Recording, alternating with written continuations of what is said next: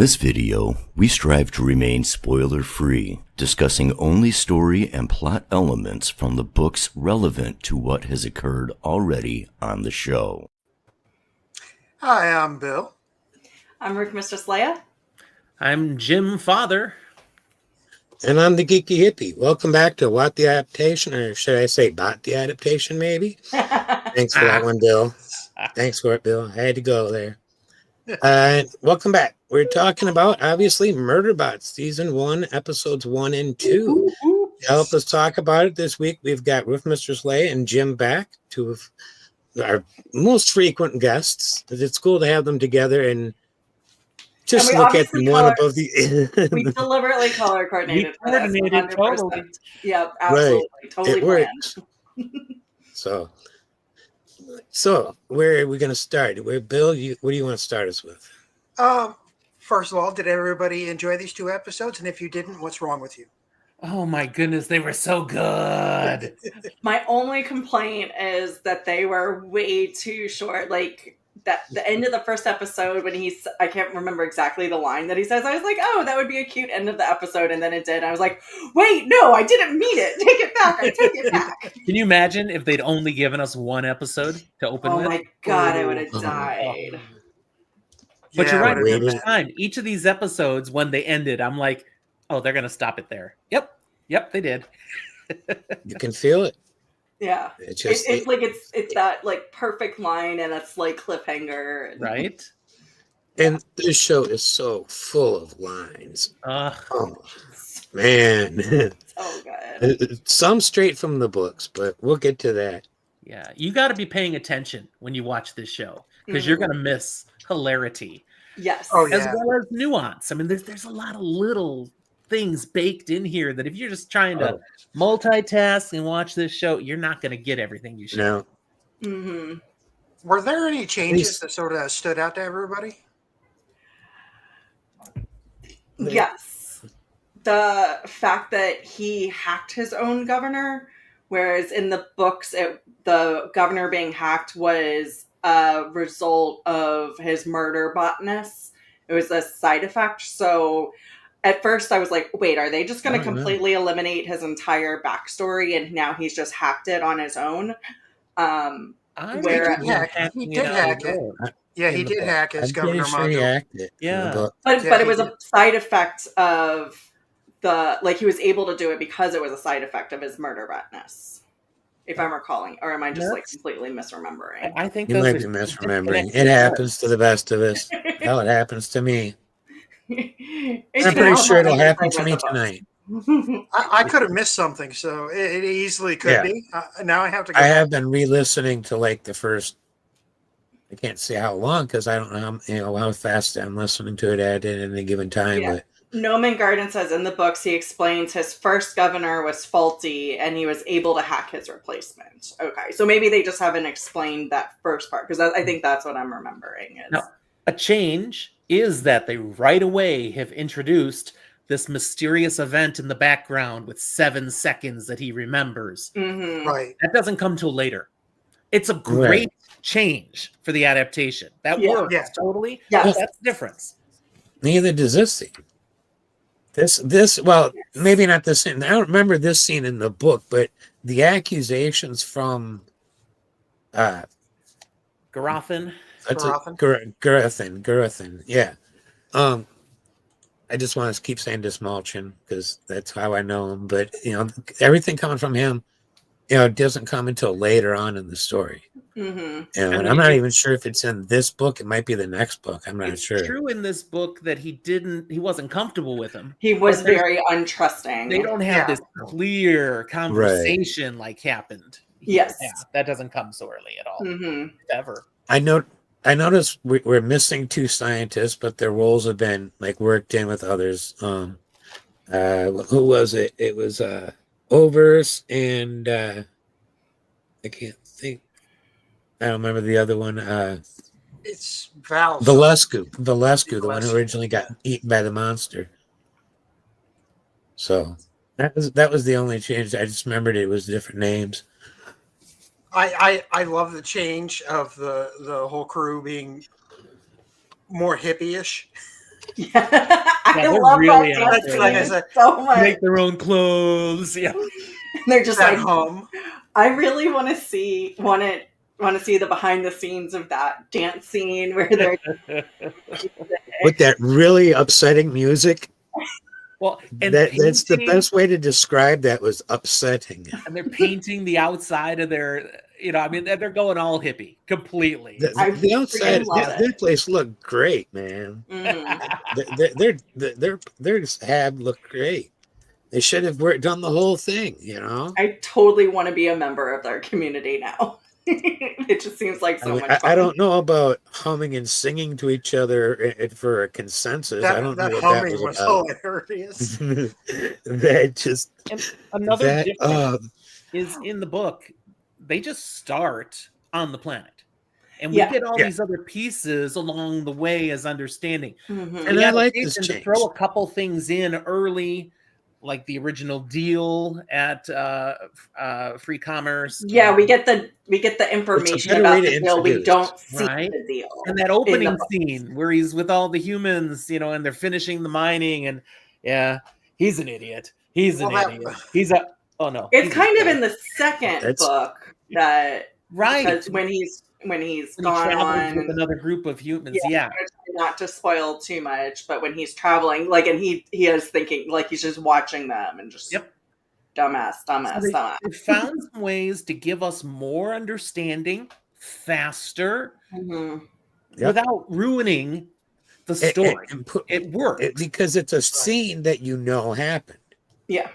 You know that scene happened. We just never saw it. Mm-hmm. Some variation of that scene happened. Maybe not, in the book, it might not have happened literally that way off screen, but it happened. And it's delivering so many one-liners. Yeah. I know you said it. Like in the Free Commerce, yeah, what a piece of junk. Oh, that's me. Right. And humans are assholes. Yes. Yes. I very much agree. I agree. That seems to be a running theme on a lot of shows we've talked about on this channel. I do feel like it's the case in most of them, I'd say. Okay. Yeah. I do feel like Murderbot's got a slightly dirtier mouth than in the book. Oh yeah, he does. He's dropping F-bombs. He's, but it still fits the character. It's all good. Mhm. Right. I just don't remember quite the colorful language in the books. There was some. Right. I love the scene where the guy actually holds the blowtorch to his hand, just showing how evil some of us are. Right? Because you immediately want to punch that man. But there's where those nuances are, because as you're watching the script that's on the screen and you can see he turns off his pain. Yeah. They don't say anything about it, but you see but he does also say, actually it does, or whatever he does, but he like mentally responds when the guy's like, it doesn't even hurt him. And he's like, actually it does, as he's dialing down the pain sensor. Right. But he's still just would miss that, but we know it's there. We saw it. It's beautiful. Yeah. I thought that was such a clever tool, is showing basically his screen grabs. So like giving just extra information without having to add dialogue. That was brilliant. Right. Mm-hmm. And then he hacks the governor module, and then now I could get a ship and just kill all these people, and the next thing you know, he's up on the next mission. He's looking down in the hill. Mm-hmm. I mean, it's just smooth. The writing is so good. Very, very good. I just love he named himself Murderbot. It just makes me so happy. Mm-hmm. Yeah. Mm-hmm. And the scene, and this, if someone hasn't read the book, this gets you. But the scene where he's with his new people and he's thinking, oh, they may have figured me out. What do I do? And he kills them all, and then he flies away, and then revert back. Nah, I don't want to do that. It's like, nah, I kind of like him. It's a so little seamlessly done. Yeah. It does make me happy. Yes. Favorite scenes or any particular dialogue that spoke to you? There's so many. Looking at the two episodes together, I'd say my favorite scene is still going to be in episode 2, and that's the scene right there. The scene he's got, and I think there's a reason why Jim's got that as his scene, his picture. I just thought this was just The thruple moment. hilarious. Hilarious. Yeah. It was so funny and awkward. Yes, it and the fact was. that was what he Finley is used like, to distract. I only listened to the audiobook, so I'm gonna forget everybody's name. But the G guy, the augmented guy, like that was the Goo-goo. Call him Goo. We'll call him Goo-goo. Goo. Yeah, so Goo. That's what he's called on when the show. Goo-goo's trying to Garathan. hack Garathan. Thank you. Next time I'll write down everybody's names and put a sticky note on my screen so I can have that remember. on my screen. Yes. Yeah, because that's a disadvantage of the audiobook because I don't have an auditory memory that way. So I'm just like, I could tell you everything about the character, but I have no fucking idea what their names are. But anyways, when he's trying to hack Murderbot, and Murderbot's like, I will show you. And this very awkward, uncomfortable Thruple moment. Yeah, he's like, oh. Well, Yeah. that's the second time he paid him back for messing around in his code. Oh, Because the first time he's like, "Oh, sorry, I didn't see you there." Even though he just said he felt him in there. Yeah. Mhm. Right. Yeah, it's almost like a literal spyware that zaps you. So, like, you can't hack me, zap. Yeah. Favorite scene, the whole thing has been amazing. I don't think I can pick a favorite scene. It's just beat after beat after beat. But I'll give you one tiny little thing that I just loved. And it's the end of this scene when he finally, Murderbot's finally going to leave the room. And he gives a little glare at Garathan. Just kind of like, he's basically saying with eyes, yeah, you were an asshole. Okay, and then he leaves. And it's just, it's subtle, but yes. Yeah. What do you guys think of the beginning of that scene where he's sitting in the chair and Goo just screech, turning it around? That was so the mastermind to spin around and it won't move. Because it's so uncomfortable and hilarious all at the same time. The funny part is he was trying to be a badass and it just backfired so bad. Totally. Right? That's what made it funny. In the books, he's the one with the security background also, right? Maybe. Yeah, he's an amalgamation, I think, of him. Yeah, so they haven't explained that in the show yet. I don't know if they will or if they're gonna but I think that's why he thinks he can do all the protection of his friends. Okay. Well, see, in my head. So I don't know if this he's is me. an awkward person too. He's an awkward person too, and beyond just sec unit, So it's the awkward guy having suspicions about the super awkward sec unit who is acting suspicious. I mean, very he's totally suspicious. Right. Yeah, he is totally right in all of this. Exactly. Well, and but we don't know because he's right. Well, in Garathan's, it seems like it's the only one that has like off-world, non-community experience. Right. So he has, even though he has interacted with, I was going to say Murderbot, security bots, he does have a more comprehensive but not thorough understanding of what security bots should be acting like, and he's clocking it that this is suspicious. Like they, But it's easy for the rest of them because of how you described him, Glenn. It's easy for the rest of the group to look at him and go, okay, we think he's feeling a little threatened by Murderbot, And so there's even the scene where they're all on the shuttle and he's making some points and he's getting worked up and they finally are, oh yeah, no, it's okay. They are reassuring him even. Well, even the leader, when she comes back in the second episode and like she's full on panic attack mode and just wants to, and he's insecure. She just wants to get away and have her moment, but she pauses after she closes the door and come back and she says, I just need a shower to continue that reassurance, which I thought she's in the books is my favorite character because of her confidence and her understanding and her empathy to the people that she leads. And that they have done an excellent job, in my opinion, shining that So, light on those characteristics. Giving her anxiety attacks, you don't think diminishes her in any way? Or do you think it makes No, it more absolutely awesome? the not. accurate. You think it makes it more Accurate for awesome? what's to come.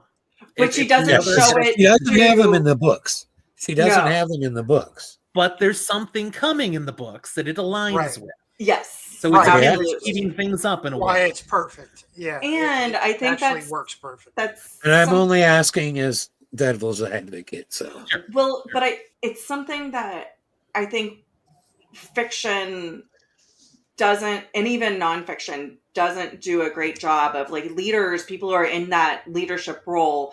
It's that, you know, the weight of the mountain, or whatever the line from Lan is. So, you know, duty is heavier than a mountain. Yeah. And it's so true. When you are responsible for people's lives and making these decisions, it weighs so heavy on leaders. And so it totally makes sense that in the background that she's having a panic attack. And I think it's probably a super realistic depiction. Like, that's why so many people who are high up in companies end up having to need to take a break, because they literally have an emotional break. That is frequently what a midlife crisis is like that weight of your life and the burdens of your life is overwhelming, and you just need to do something different. Yeah, I hope you guys are all seeing and appreciating, like I am, how well they're portraying the rest of the crew. I mean, all of them, in really trying to care for each other. Yes. Even when they disagree, they do it with kindness. They're sensitive to each other's emotions. They are not normal people, okay? Yeah. These are good people. And because, again, no spoilers for the future, but we know where they're going to take this, and they're building a beautiful foundation for where they're going to take this. Yeah, it's excellent.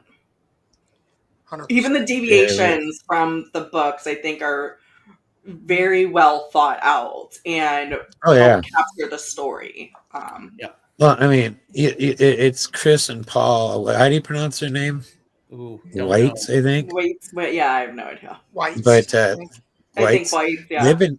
Yeah, they've been doing this for a long time. Well, and they've written it, and then Paul is directing it too, and you don't always see that. Yeah, director being able to direct. I noticed that. I skimmed through each of theirs IMDb about an hour or two ago, and there was actually a number of films or projects that both were on. It's their modus operandi then. Yeah. Okay. Yeah. Okay. And I'm like, hey, if that works, that works. I mean, it's different skill sets. Yeah. Some directors probably can't write crap. And some writers have no idea how to actually make the show. You've got both skills. It's a beautiful match in heaven. Well, and we all know, like, it's not just them writing it; it's a whole team. And how much did Martha contribute to the writing? Was she just an advisor? I didn't even see her name in the credits. Did you guys see her? She's not an executive producer that I saw. I just kind of moved really quickly to the next episode. Could you fact check for us, please, if you have a chance? Guys, my computer is completely frozen. I will be right back. Okay. Oh, okay. Oh, no. He was still good on our end, but... yeah. Oh, technology. It happened. I've had that happen to me, though. Yeah. All right. Well, we're talking about favorite scenes. I want to backtrack because we usually would talk about production side of stuff. And I don't know if Bill was going to go to production next, but I love the costuming, and I noticed something. I right now would be considered, and apparently what is business attire. I've got a hoodie on underneath another shirt, and we saw how they were doing this business, and I'm like, everybody's, half of them are wearing hoodies, and I'm like, you're just alive too early. That's all, man. You're alive too early. I've been saying that for a while, man. They made a choice with how to portray Murderbot that's different from the book. Right. But I loved the homage to the book at the very beginning when they're choosing the sec unit they're going to have. And the one on display is the Murderbot from the book. Pretty much. That's it. That's what he looked like. And instead they go with this other model. But that whole head thing works. It's cool. Yeah. Yeah. It gives it the old, it's old and, beyond just being dinged up, and the design looks like an older design. Yeah. Thanks, Noam. Appreciate it, bud. All about its outfit is very cool, and even how they showed the big chunk eaten out of it. Oh my God. Really well. I mean, great That stuff. was just crazy. You're I seeing was the like, stuff move inside as it's walking along. How are you stabilizing yourself and keeping upright? Right? It's a pretty production wise. The only time I've had any complaint is a couple of shots with the hoppers. But I'm paying too much attention to the turbo lift things. I don't know what to call them, but and the CG on those just sometimes kind of doesn't completely work. Okay, I didn't catch it, but I wasn't looking as close. It's something I didn't notice until like the third or fourth time I watched the episode. See, I've only watched twice. That's my problem. Well, Jim, I've only watched it once, so because I've been obsessed with listening to Dungeon Crawler Carls. So I was like, I had to take a break. It's like, no, I need to watch this.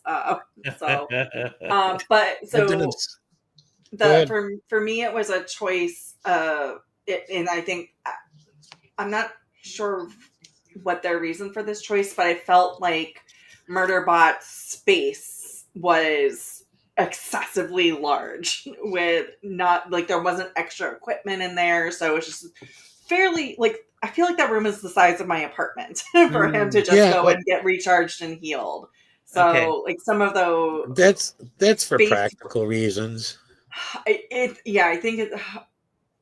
See, but then I thought about other shows like The Expanse, where they do show space travel and things like that, where you're trying to optimize space. Having been in the Navy and knowing that every single square inch needs to be optimized to the nth degree, it just seemed to me a little excessive. Maybe they just didn't have equipment in there. I'm sure there was maybe that'll be explained later, because a lot of the other shots, like where they were meeting, had all the vegetables growing up in it, and I love that aesthetic choice. And even the hopper, even though it was more like a cargo plane where it was open and empty, but with the intention of being able to stack things, and they just didn't have they'd unloaded the hopper. Yeah, you make a great point. You really do. Yeah, so I hadn't thought of it. You're right. So nitpicky. It's that super, super, super nitpicky. But again, about junk around in the hopper and stuff, we got to see there's no junk around with Murderbot. Right. It's sterile. They show that right away. Sterile. We don't learn that so early in the books. It was good. Let's get that clear. Okay, but again, good special effects. Everything looks cool. I love the monster. I did too. I love especially when the second head came up. I was like, oh my god. Falls in with some of those good lines was there. Mm-hmm. Yeah.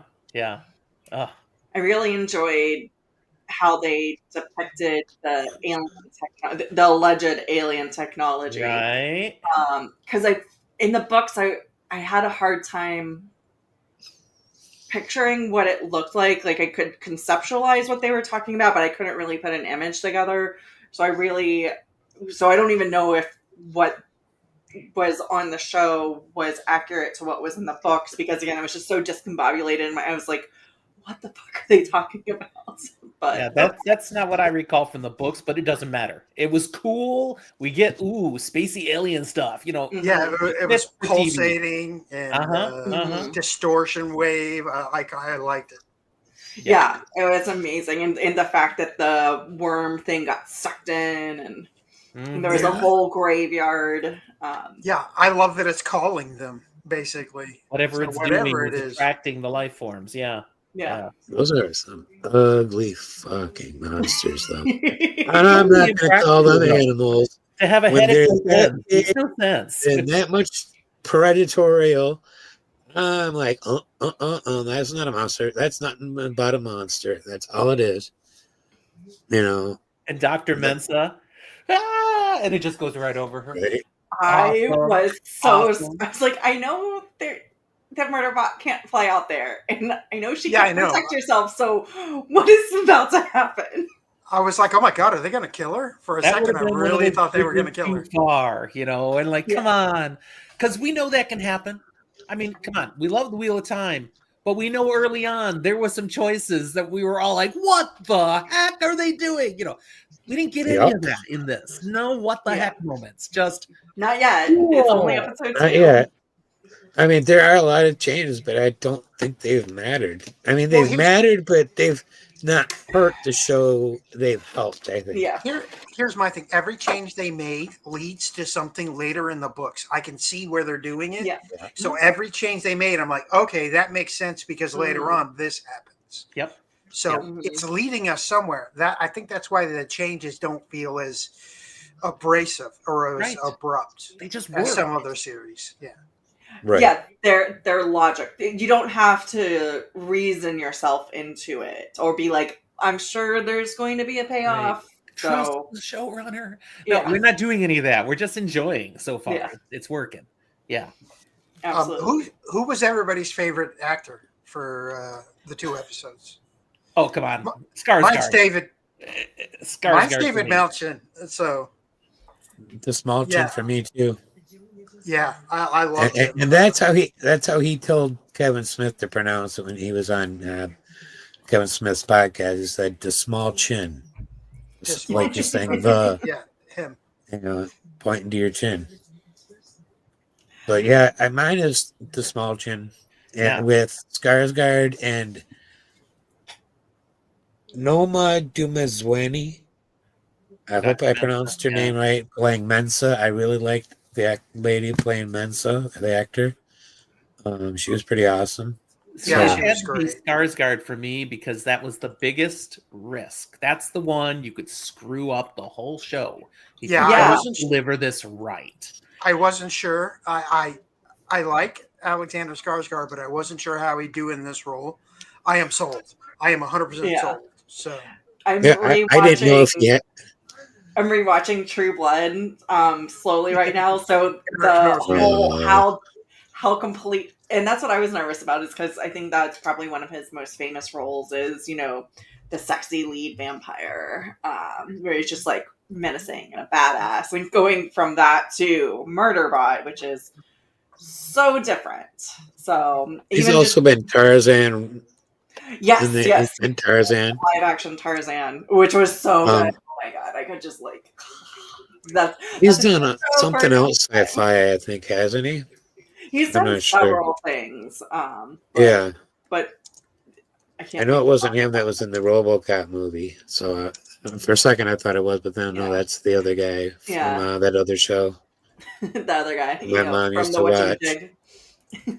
But it's just such a, because he typically is cast as like, the tall, strong, like dashing, charismatic character. And Murderbot is tall and strong, but definitely not charismatic. Well, here was my nervousness going into it. Because the last thing I saw him play was Randall Flagg in the Stand miniseries. Yeah. Which is a totally different portrayal. And I'm like, I hope he can do this. Rockabilly Flag, yeah. Yeah. So I'm just so happy. I'm impressed. Well, and just his micro expressions, because Murderbot really is like stand still and doesn't move. So stuff's happening behind your eyes. Yes. And he does. He's blowing it out of the park. And and got even this book down so good. That like I'm horrified. Like, don't make me make eye contact. When they start applauding him, he's like, he's so you can no. And when he gets that order, he's got to say something. Okay, speech, acid bath. Speech, acid bath. He chooses the speech, and when he's done, acid bath. I should have chosen acid bath. Yeah. I performed my functions. You realize we're just kind of having a love fest for this show on this episode. That's all we're really doing. That's all that you can do. I'm sorry. It deserves it. I mean, My biggest criticism was that his room was too big. Like Murderbot's room was too big. That is the only criticism I have of these 2 episodes, and that's like it's so pedantic. Yeah, I think so many we things can all I agree. enjoyed. I know it was in the chat, where the reference to the humming consensus, and the little nuance where they have to go, Goo, get in here. Because he's not going to join them. And then, okay, fine. I mean, little things like that just cracking me up. Mm-hmm. So enjoyable. I love that he's just a little bit less awkward than Murderbot, but just a little. Just a little. Mm-hmm. Yeah. Could be feeling threatened. I'm the awkward one. Now, see, he's doing a great job, but that's a role that the Small Chins used to play. Yes. So he's practiced. He's practiced that, because he himself is kind of a nerd. So, that's why Kevin Smith had him on in the first place. Mm-hmm. Oh, have you seen him in Late Night with the Devil? He is No. so good. So good in that. Oh, yeah. Don't watch it if you don't like horror. Okay. I'm not a like big horror. horror fan. I'll occasionally watch horror, like if somebody else puts it on. So, did anybody notice any themes for these 2 episodes? I mean, we mentioned one earlier. People are assholes. well, yeah. I mean, that's kind of a given.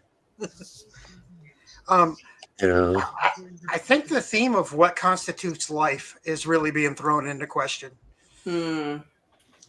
Just Murderbot's existence kind of throws that into question and sort of has you going, okay, he's sentient enough to hack his own governor module. Is he life? And that's a consistent theme. Yeah, well, it's a consistent theme throughout the books. So, Right. And I don't want to get too much into the details, but that is a constant question that is being asked throughout the books. It's because of the legal status. So. The real question is he a person? Mm-hmm. I mean, he is whatever percentage alive, whatever part is biological, that's alive, without a doubt. So you have to call him alive. Well, we know his brain is human. Part human. Well, they haven't explained that quite yet, so I'm wondering if they're going to change any of those details. Going to change that or not. Because they do have a lot of biological material that are augmented. The whole theme that they're setting up, and they've made it clear in some of these conversations, is that the importance of autonomy and free will, and how this is something Murderbot's been struggling with for itself.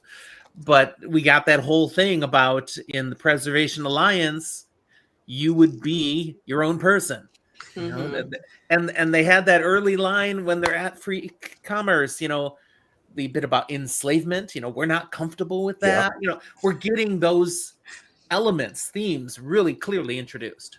And they pulled that forward from the books because that's not really even a topic of conversation until mostly book 2. There's dabblings, if I recall correctly, in book 1 about that, but that really becomes apparent at the very end of book 1 and then leading into book 2 and all the things that happen in book 2. Yeah. I love a lot of corporate greed. Well, I love her friend being like, that's right. She said it. She said the word. So make you feel comfortable. Yeah. That made me laugh. They're so confident, and I love it because and I totally agree with them that Now they have already clearly introduced a theme of mental health, and neurodivergency and the struggle of functioning when things aren't functioning entirely as some might function. I mean, and that's going to continue a real big thing. It's one of the things I love about these books the most. Yeah. So I'm glad to see it well done. It really puts Gararth in a bad light for forcing the eye contact that way with the command. Right. It really puts him in a really bad light because, as somebody with a neurodivergent son who does not do eye contact, I know how much that would bother me. On that earlier conversation when the team has in the shuttle, where Dr. Mensa says, maybe it's not in the shuttle yet, but says, I really think he's going through something. Yeah. And Gurathan's like, exactly, and they're not supposed to go through things. That's not in its programming. Well, because of the governing module, like they're literally prevented from being able to go through things. It makes sense. It makes sense. Go ahead. Because she and all of her little group of people, they're all used to the idea of the personhood of constructs. Mm-hmm. And it's a construct. Wow, even I did it. It's a construct. Sorry, Sec Unit. But so he's the only one who, I mean, he even voices it as problems with the idea of a construct, let alone a robot. My God, I wouldn't even want to hear how much he'd be opposed to that being considered a person. So he's adjusting, and it's ingrown for them. But I think that's part of, and I really appreciate that they brought the concept of the fact that these sec units, that all of these units are enslaved because they do have the capabilities of self-determination and being able to go through things and learn and adapt, but they've got these governing modules that are literally preventing them, enslaving them. Yeah, so literally enslaving them. And so like I think that I don't think it's quite as a direct theme in these two episodes yet. So the fact that they've mentioned it, I think in future episodes we'll have that as a more prevalent theme. But the fact that we will get this right. Welcome to the club. We will get this right. That it is going through things, that it is learning its own autonomy and what it wants and doesn't want, but trying to hide it because it's terrified of the acid bath and its death, because it's legally contracted to these corporations. I love how we're seeing Murderbot's innate goodness, though, already. Mm-hmm. With Gurathan being worried this is a killing machine that we need to deactivate and we need to send it and get it melted down. And yet the reason that Gurathan has these suspicions is because Murderbot is too good to just say, screw the humans and let them die. They didn't listen to me. Constantly it's blowing its cover. Yes. Because it has to do the right thing. We're seeing that really already. It's choosing to save them, and so breaking protocol, knowingly breaking protocol. With Arata, trying to bring her back from shock and get her going. And it's like, oh, that's adorable. But you can't do that. And then it makes up that bold-faced lie. I have a combat training thing module. Yeah, the combat medical module. Right. Oh, so good. Do you have children? And you can tell he does not care when he asks that question. What do you guys think of the show? Within the show? Oh my God, I love it.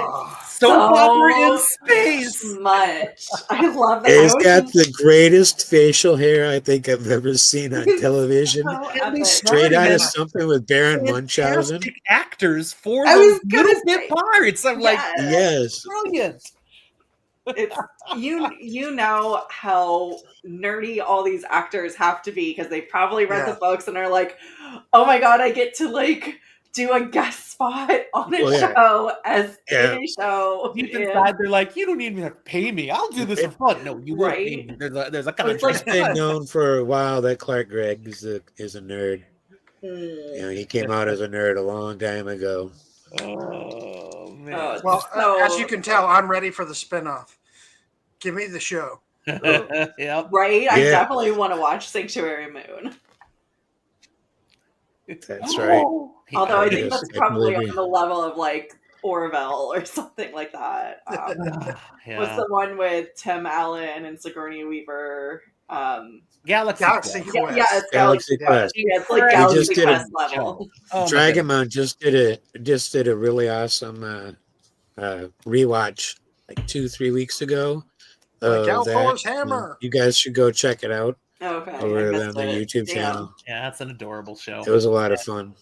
it's hilarious. I mod over there. I mod. Well, both of us moderate over there, and so I want to plug the Sports channel. Hammer. Friends of the channel. Of course. So, Bill. That's it for our questions. I'd like to thank everybody for being here. Leigh-A, where can everybody find you? So, you can find me over. I've got 2 things going on over on the Malkier Talks YouTube channel. The first one is our weekly live show Thursday nights at 9 p.m. Eastern, called Threefold Talk. It is a IEL centric variety show. We talk about the latest happenings, not only with the Wheel of Time show, but also just stuff that happens within the community. And then we just get into weird antics after that. So come watch that. And then I also have a Wheel of Time 4th Age D&D game called Time to Roll the Dice that we're starting to get back into. We've had Which is fun. Yes, It's a we've great had- watch. Thank you. It's been a labor of love, but we've been plagued by the typical D&D scheduling. Like we've been rolling a lot of nat ones on that, but yeah, come check us out. I'm trying to release episodes every 2 weeks for that. They're about an hour and a half long, and it's just a lot of fun. We're really starting to get into the meat. All right. Yeah. I got 2 more books to go, and then I'll be able to stop. I'll stop listening to audiobooks for a while, long enough to try to catch up. All right. Yeah, we So- just released the 7th episode on this Wednesday, so Okay. not too much out there yet. And Jim, where can we find you? Well, Fantasy for the Ages is mostly on YouTube. That's our main sweet spot. But we also port everything over to audio. So anywhere you just listen to audio podcasts, you can find our show. It's my son Zach and I primarily doing content on fantasy, science fiction, horror, and other nerdy things we love. We have episodes coming out nearly every day. Once in a while, my work gets in the way and I'll miss a day. Like today, nothing new came out today, but I might get one out before midnight. You're so a maniac. Jim releases so much content. Like I can barely even get on social I'm like, media every day, let alone like release something every day. So very impressive. It's hard. I'll tell you, it is hard to get them out that fast. But most of our stuff is, 10 to 20 minutes instead of 90 minutes. Yeah, to put it out. We don't do it. Right. Yeah, we're pulling off just over 45 minutes, I think. Yeah, almost 45 minutes. Very digestible. Yeah. Very, yes. And yeah, it was easy to get through. Anything else? Anything in particular coming up? You're almost how many subscribers? We are almost to 2,700 subscribers, but we're pushing on. We want 3,000 before the end of the year or the end of the month, whatever works. So come on, join us. Any incentives for people to do that? Are you going to do another live stream? When we hit 3,000, we're going to have an incredible live stream. Bring in the best and most amazing guests. Do the most ridiculous stunts. Whatever people want to see. Heck, we might even sing again. Yeah. Oh, God. Oh, wow. Oh, God. no. Oh, God. Oh, no. Oh, God. You do not want me singing. I'm like 2 cats fighting in the water. It is not pretty. Thank you guys at home for watching. Thank you guys on the panel for doing this tonight. I appreciate it. Please leave a like and leave a comment down below and subscribe if you already haven't. Thank you for watching, and don't forget to be awesome. See ya. Bye. This